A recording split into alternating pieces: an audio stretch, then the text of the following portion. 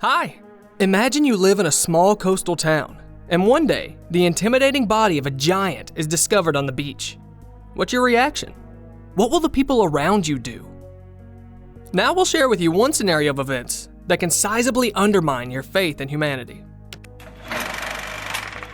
We're located in a town with no name or coordinates. The main character, Steven, also known as the narrator, shares with us his incredible life story that happened not so long ago. Once, a great storm raged in this town, and the next morning, the fishermen found something that plunged the whole village into silent horror. There was a giant human corpse lying on the ocean's edge. At first, Steven didn't even take the news of the discovery seriously and thought someone just made up a fantasy or some optical illusion. But curiosity got the better of him. He came to the beach, accompanied by his friends. Come on then, Steven.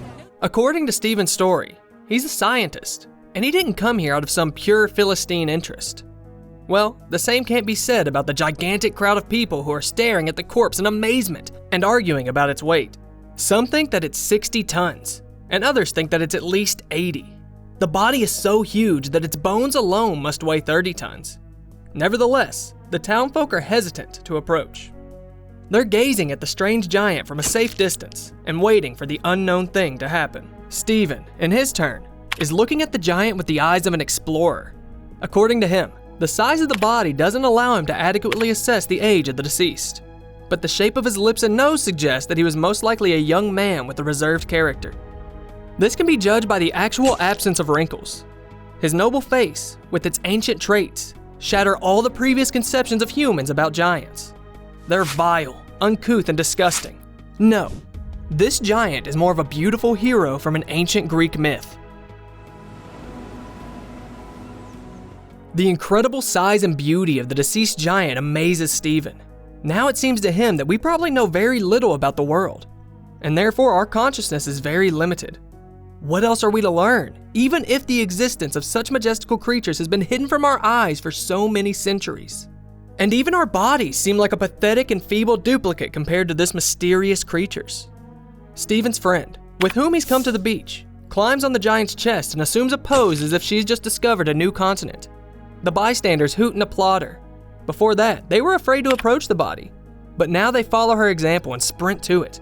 The children and adults climb the giant's chest, arms, and legs, leaving muddy boot marks on his marble skin. Steven watches this unfazed, as if he understands that it was only a matter of time before the desecration of the giant's perfect body. Until the evening, Steven sits in the company of his friends and watches the giant, which actually seems to him not dead, but asleep. He imagines that at any second the giant might wake up and crush the surrounding copies of itself with a single flick of its hand. Finally, as the sun sinks to the horizon, Steven drives away. He comes again to the beach in 3 days. The colleagues at the research center have entrusted observing the decomposition of the giant to Steven, and this task does not frighten him at all. To him, the giant seems more than alive. Even more alive than some people who shamelessly throw plastic cups on the sandy beach and run over to his body as if it were some outlandish attraction. For several hours, Steven watches the children roll around on the giant's chest, while some workers draw a diagram of his body and discuss the best ways to carve up his body as if he were some carcass of a giant cow. It's a brand new day, and this time the scientist comes to the beach before lunch, hoping to see fewer people. His expectations are met. On the beach, he sees only a girl who sits in the giant's ear, her eyes on her smartphone. But the researcher also notices a lot of new things. First, the giant's face has changed. Because of the long stay in the water, it's swelled up and begun to look less young. The amazing metamorphosis in which life continues even after death fascinates Steven. Finally, he decides to step on the giant's body and look down at it. From above, he notices that someone has amputated the giant's arm. Now the giant's face is transformed from an antique beauty to a mask of helplessness and weariness.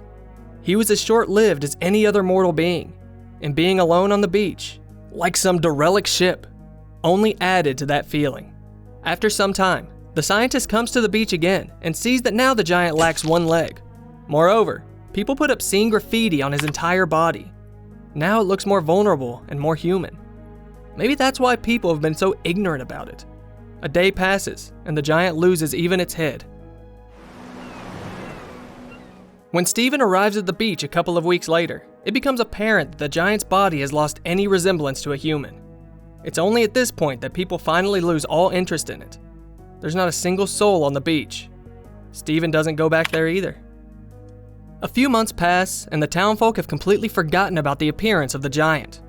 But as he drives through the small streets, Steven suddenly notices the remains of its body all over the place. The people decorate shops with the giant's bones, and some even keep his skull as a garden decoration. The scientist is happy about this. It's more pleasant to look at such artifacts and remember the majesty of the mysterious creature than observe its pathetic state on the last days of his stay on the beach. But it's not difficult to guess which part of the body has interested the townfolk onlookers the most. One owner of a traveling circus puts it in a huge aquarium with formalin and takes visitors' money for looking at it. However, he mistakenly attributes the reproductive organ to the dead whale, and people do not notice any trick. Now, even those who gazed at the giant's beautiful body on the day of its appearance on the coast remember him as a terrible sea monster. Their memories have been completely distorted and become nonsensical. But for Steven, the giant is still alive, ready to resurrect at any moment, walk through the city, and having collected parts of itself, return to the sea again. Another story of meeting mysterious creatures takes place in the life of another guy, Rob, and his partner, Gail. One day, the young couple happily drives into their dream home and sees a small gift left by their landlord for them. You believe the landlord left that funky refrigerator in here? Rob tries to calm his partner down by telling her that these old fridges are actually quite smart. They have a motor mounted on top, not on the bottom, so the heat is removed better. But this wreck looks, of course, terrible. The body's covered with spots, stains, and dirt, and it's better not to even think about what's inside. To forget about the owner's ugly present, Gail offers having a glass of wine, and Rob decides to look for ice in the proverbial refrigerator. Just as he's picking a piece of ice out of the freezer and taking his first sip, he notices something out of the norm. There's something in the cube. However, in order to discern it, Gail has to arm herself with a magnifying glass. Are those spirits on its side? What? Gail runs to the refrigerator to check for any other strange artifacts, but finds only an iced-up camera. After breaking through layers of old snow and frost, she finally sees what's hidden inside. Before Gail and Rob's astonished eyes, a medieval town stretches out, which is literally brimming with life. Dozens of people are running around the square and streets. Merchants are bustling in the market. Farmers are busy harvesting. But the girl is surprised at the mammoth's relevance. These animals became extinct in the late Neolithic era. After closing the refrigerator and burying the tiny mammoth in a potted plant, Gabe and Rob soon decide to check out their lost civilization again. And they're surprised to find that the Industrial Revolution is already in full swing in the town. It develops so swiftly that the owners of the magical refrigerator don't even have time to notice how planes appear in the sky, and the entire city center is built up with skyscrapers. But suddenly something unexpected happens. What's going on there? Rob is blinded by the strange explosion that just happened in the refrigerator. His vision quickly returns, but his face takes on a funny, toasty hue. What was that? When the couple look back in the refrigerator, they realize that a full-scale nuclear war has begun. Gail and Rob conclude that this alternate world is doomed, close the refrigerator, and decide to order pizza. An hour later, Rob wonders if there's any chance that their freezer people have already rebuilt everything. At first, Gail is skeptical, but curiosity gets the better of her. The lovers open the door and realize that the universe not only survived, but it also reached such heights in its development that we have not even dreamed of. The futuristic city is changing with every moment. It's overgrown with giant bridges, amazing buildings, and technological structures.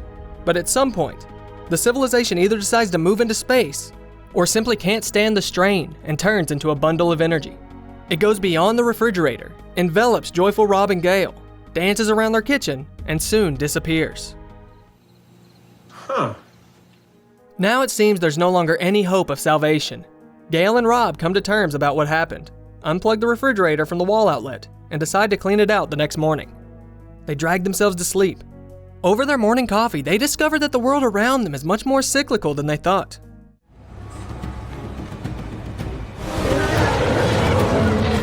The mammoths are once again the most lively of all the living, and the only thing that threatens them is the cavemen, who are ready to stab them with spears at any moment.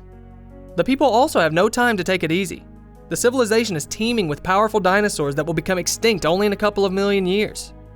Humanity is once again at the dawn of their development, and who knows, Perhaps today they'll go through a long historical path yet again, and Rob and Gail will ceaselessly watch it. Fans of the TV series Love, Death, and Robots love to argue about the hidden meaning that creators put into this or that episode. In the story with Steven, for example, they see the environmental implications. Look at the giant skeleton that was left on the beach a few months after it appeared. Don't you notice anything? Yeah, this is a 1-to-1 whale frame. Whales are washed up on the shore of the oceans with unenviable regularity, and for many, it's already become a commonplace. So maybe the creators wanted to tell us that we've become indifferent to the death of any living beings too soon. In the story about the refrigerator, however, there's less room for interpretation. It's obvious that Gail and Rob are here playing roles of divine observers. There's even a scene in the series where workers take a break from building a skyscraper. Look at the couple, and ask each other why these bizarre people stare at them all day long. Maybe somewhere up there, someone else is watching the development of our civilization in the same manner. Would you like to live in a universe where ancient giants are washed up on the beach and a whole civilization can live in a refrigerator? Or do you prefer the real world? Share your thoughts in the comment section below, and subscribe to the channel to always keep up to date with the best movie stories.